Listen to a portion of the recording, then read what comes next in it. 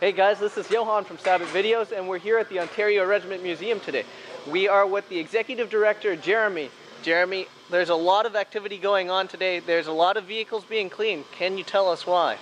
We're doing our annual Convoy to Remembrance, which is the largest parade that we put on and is actually the largest historical military vehicle parade in Canada. Does anyone else do this at all? In every community across the country, there are museums that have a small selection of military vehicles, mostly wheeled, and private collectors like the OMBA, the Ontario Military Vehicle Association.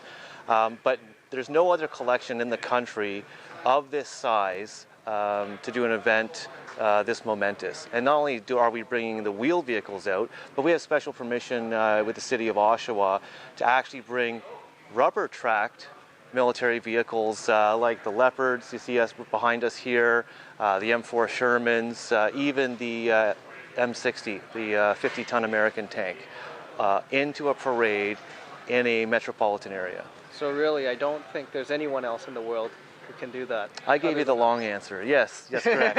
Nobody else. Right. So just so the people know, other than the M60 and the Leopards, what other vehicles can they expect to see?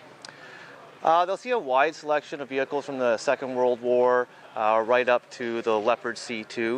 Right. That will be the most modern Canadian military vehicle. They'll see the AVGP or first generation LAV vehicles.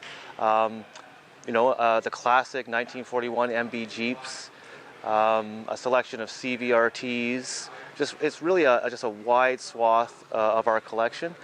Remembrance Day being a Monday, we are really just limited by the number of volunteers and their qualifications. If it was on a weekend, like it was last couple of years, we'd be able to put in maximum effort.